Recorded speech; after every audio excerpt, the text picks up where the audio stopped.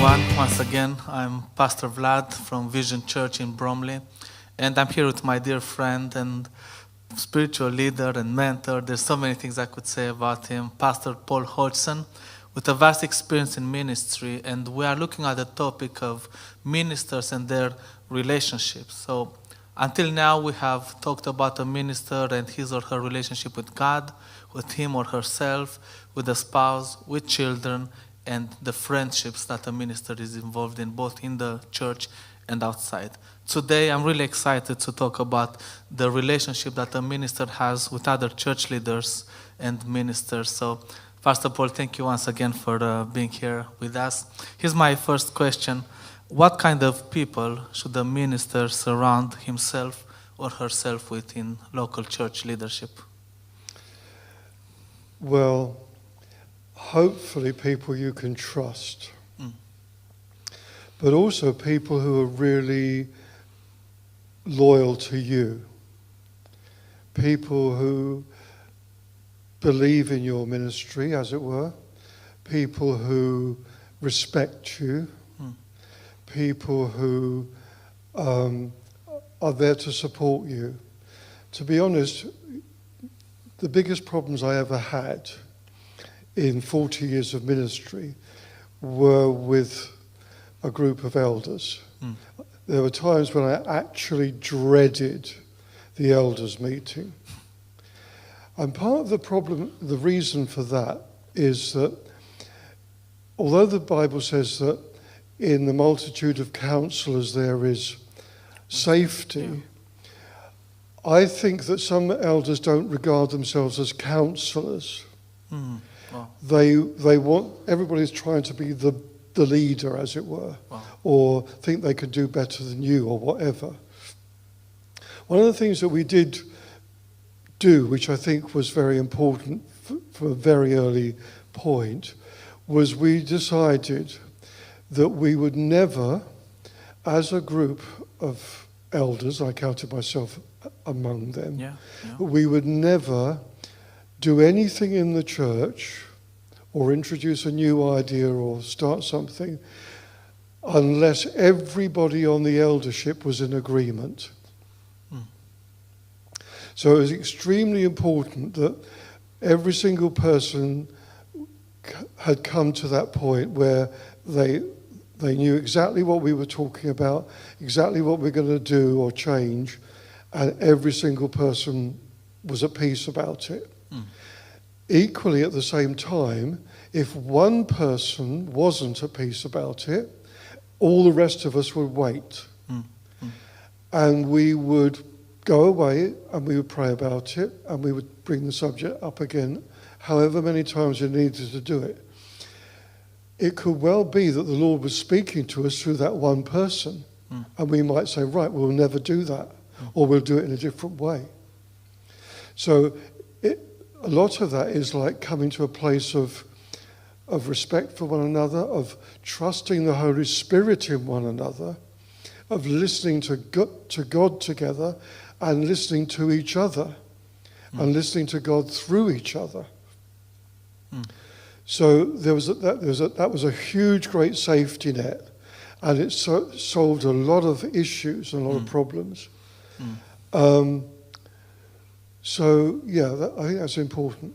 Is it intentional that you're saying that if that one leadership member is not at peace, is it intentional you're saying is not at peace rather than saying doesn't like the idea? Well, again, I think what we've got to do at a very early stage is to say, look, we're all in this together. We should all want the same thing. We all want to please God. We all want to serve his people. We all want the best for Jesus. Okay? So we shouldn't be fighting about anything, should we? But what we need to do, okay, there's all these different points of view. So, okay, we need to consider those different points of view and so on. Yes. But at the end of the day, if we are genuinely all wanting the best for Jesus, and we're all wanting God's will, Yeah. then we've got to come to a place where we are in agreement. And we shouldn't be fighting about this. Yeah. And again, I think that if we have that motive that we just want, it's not for me, it's not for my ego, it's for the best way forward. Yeah. And we're listening to God, and we want to please Him. That if that is our motivation, it saves a lot of problems. Yeah. So it's basically about putting the greater good and God's desires for the church above potentially personal preferences, right? So we approach those conversations not as an individual who prefers certain things, but rather as a part of a group called by God to minister to the church. So what is best for the church, rather than what color carpet do I like, for example, right? Or silly things like this sometimes. So would you want to put the greater good of the church aligned with God's desire, and then that's the piece we're looking for. Is this good for the church at large, and does it honor God? And if the answer is yes, we go with it, basically, right? Yeah. Yeah. To be honest, I think we make church very complicated. And I think the closer that we can get to the New Testament ethos of the church, Which is what? the better. Well, I still think that the way that they met in New Testament times, in terms of meeting in homes, in terms of a group of elders leading that group, Yeah.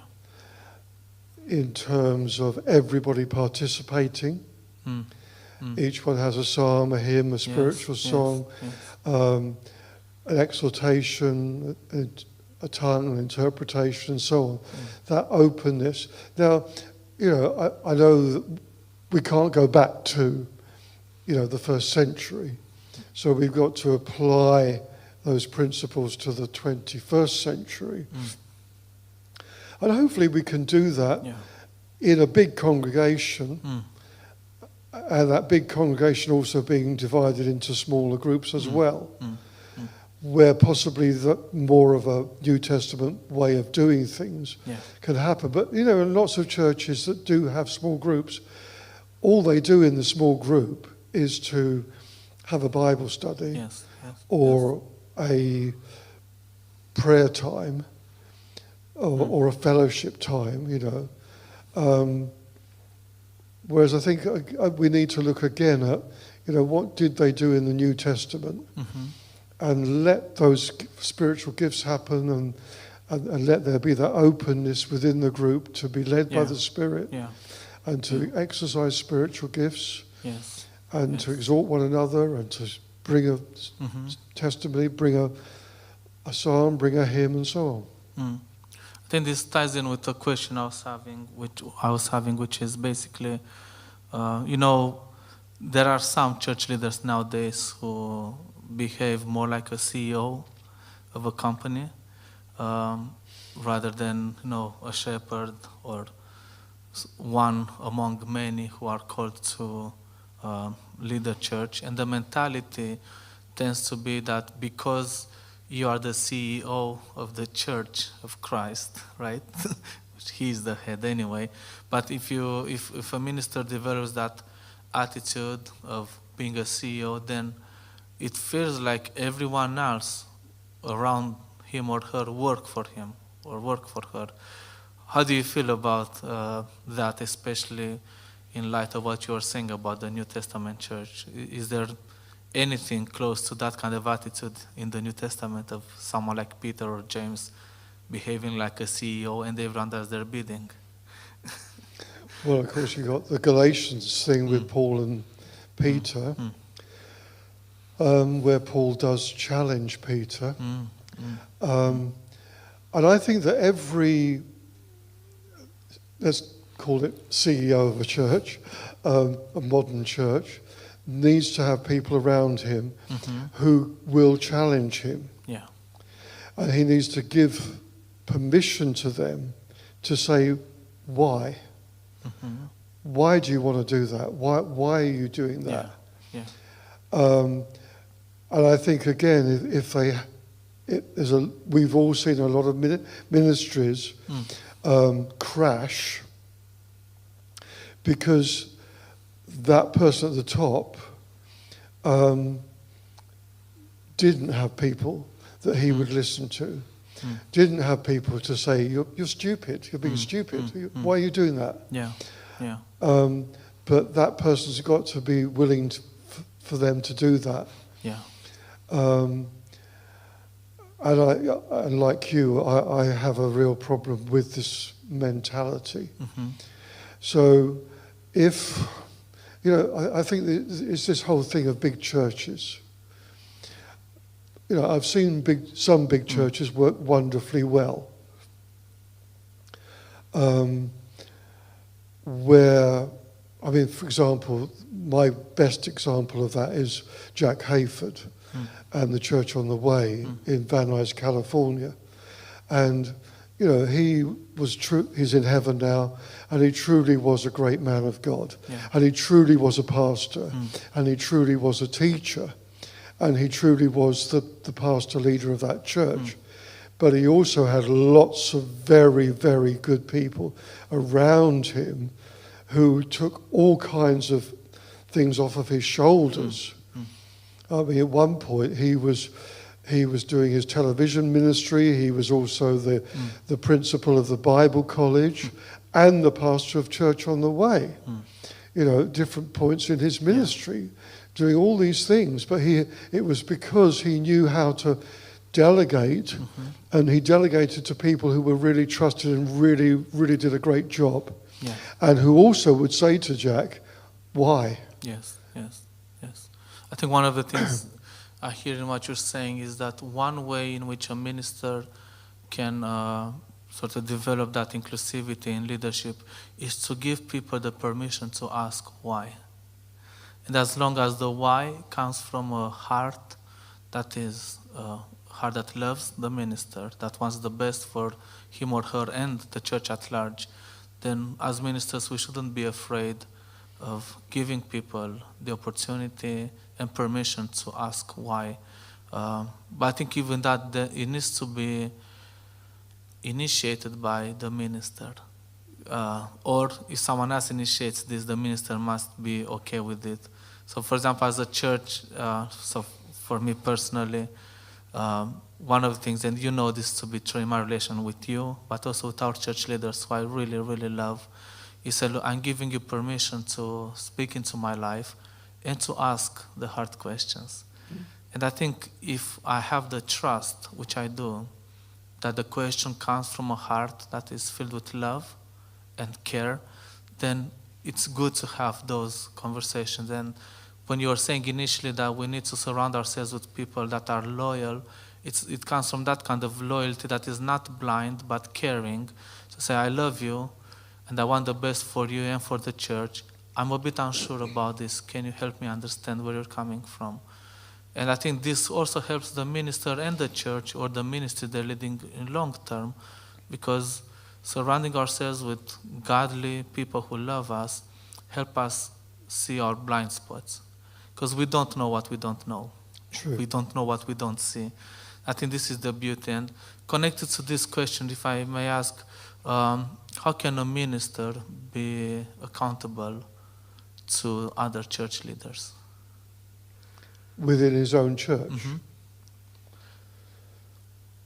Well, I think in two ways. First of all, in a meeting of the elders or the ministers who whatever the setup is, but also preferably, even before that, individually, just between him and the other person, They need to feel able to come to him and say, Pastor, or whatever his title is, can we have a quick chat? And I think that should be encouraged. Yeah. It's better to have private conversations and deal with something straight away Yeah. and settle it privately without involving everybody else. Yes. Yes. You know, sometimes, you know, these bigger meetings of the whole board or the whole eldership, however many elders they may be, when there's a moment of conflict, which is only literally between the two of you, and everybody else is part of that, that's horrible. That can be horrible. Yeah. There is actually a biblical principle, right, which can be applied in this situation of if you have something against your brother or sister, go to them one-on-one. So maybe one of the things that I hear you saying is before bringing a concern you might have in the leadership meeting, make sure you speak one-on-one with the minister or whoever is involved before that meeting. So at the meeting, you're not sort of casting a shadow over the entire meeting just because you may have a potential concern about one individual in that room. And I think this is also the idea of loving someone. I love you, and I'm not going to put you in a situation where you're caught offside, right? But rather, let's talk before we meet, because we want together as a church leadership team to be united in listening to God and walking in the plan that God has for the church, right? This is a good one, Paul. Indeed, yes. Yeah. Linked to that, if I may go again on this, there is a tendency sometimes, because of our flesh and our human nature, to either for the church leader to be domineering, or for the board of leaders, whatever they look like, to be domineering over the church leader. Or the opposite of that is that there may be a church leader or a minister who is quite passive and relaxed, not necessarily someone who takes initiative and makes decisions, or a board of church leaders who are more like, if I can say, pencil pushers, right? So we want to, generally speaking, make sure we're neither in one extreme or the other, where it's not only the minister making decisions, neither is only the board of leaders making decisions, but together they sort of come together for the good of the church. So my question is that when we look at these two extremes, what is sort of a balanced way in approaching church leadership where we're neither domineering nor being dominated by one or the other? Well, I think it, first of all, goes back to the original appointment of those people. So obviously, some people inherit a group of elders, or they inherit a church board, and you have to work with that.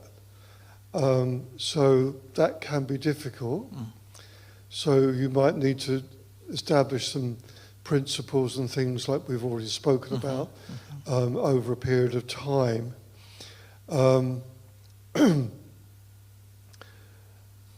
But hopefully, if you're able to appoint new elders, it is done in a very prayerful way. I mean, for example, we did like a questionnaire for potential elders, and so before they agreed to being elders, they had to think through all the different issues that we felt as the present leadership were vital that they agreed with, or that they were, understood, and so on.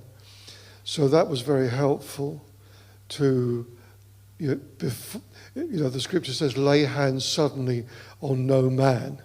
So we should be very slow in a way to finally appoint somebody.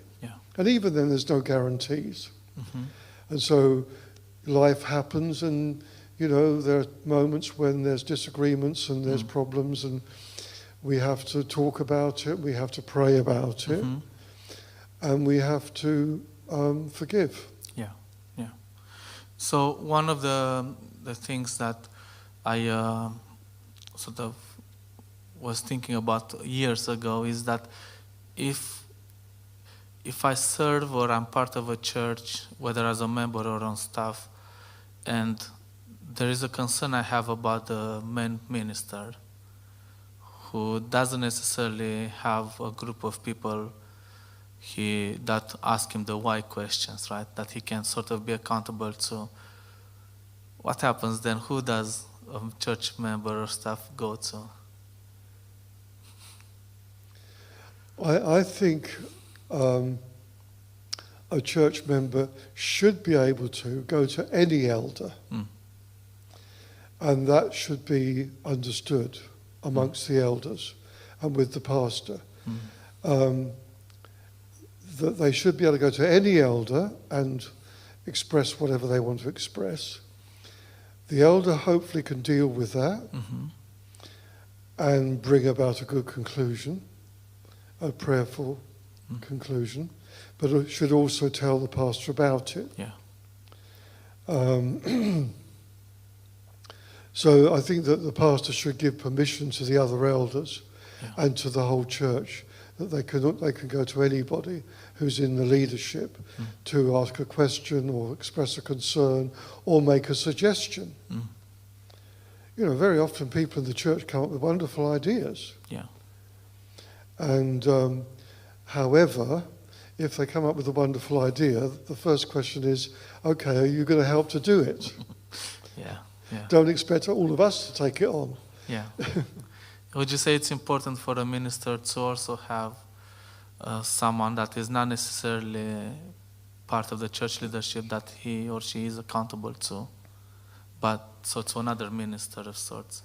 In a way, similarly to an extent to how I am with you as well. Yes, I think it's good to have somebody outside of the local church that you're leading. Yeah. I don't know why we're talking so much about just churches here, but yeah, I think that it would be good. Yeah. It is good to have any number of people that you feel I can share this with. And it may be different people, different problems with different people that you share. Yeah. So as a final question, which we sort of referred to a bit, what would you say is the closest thing to a biblical church, a biblical model for church leadership that we can sort of have? Church leadership is just truly multiple elders. Yeah, a plurality of leaders. Yeah, plurality. And within that, recognizing any of those elders who are evangelists or who are pastoral or who are teachers, okay, recognizing their gifts and giving them space to fulfill those gifts. Obviously, in a much really big church, it's the opposite way round. The church might appoint an evangelist to be on the team, the ministry team. But in that case, depending again on the size of the church, the evangelist would be one of the elders. However, if it's a really big church, so for example, Church on the Way in California, they had their ministers team and they had their eldership team. So it was two different groups. And so the ministers are answerable to the elders and the elders are answerable to the ministers. And they work together, but they also work separately. But that's because it was so big. Yeah, it varies. So basically it's about plurality of leadership in which both parties, if you're the minister and the leaders, are loyal to one another, love one another, treat each other with forgiveness and grace when need be, and have conversations that really support the other one rather than exposing them in a sort of public meeting, even if it is just 4 or 5 elders, right? Yeah, and just going back to scriptural examples, I mean, we always think about the Apostle Paul, the Apostle Paul, the Apostle Paul did this, and the Apostle Paul did that. But we must never forget that Paul always worked in a team. Yes, yes. That he always had an apostolic team, and he did send them off, like Paul and Timothy and Titus were sent off to do different things, and he was never possessive of that team either. Yeah. But he never really functioned alone. Yeah, that's powerful. Thank you, Paul. Thank you again. I know we went a bit in more detail than we planned, but I think it's important for both ministers and those involved in ministry to understand the dynamics of a relationship that a minister has with other church leaders and ministers. So thank you for this today. Thank you. Bless you.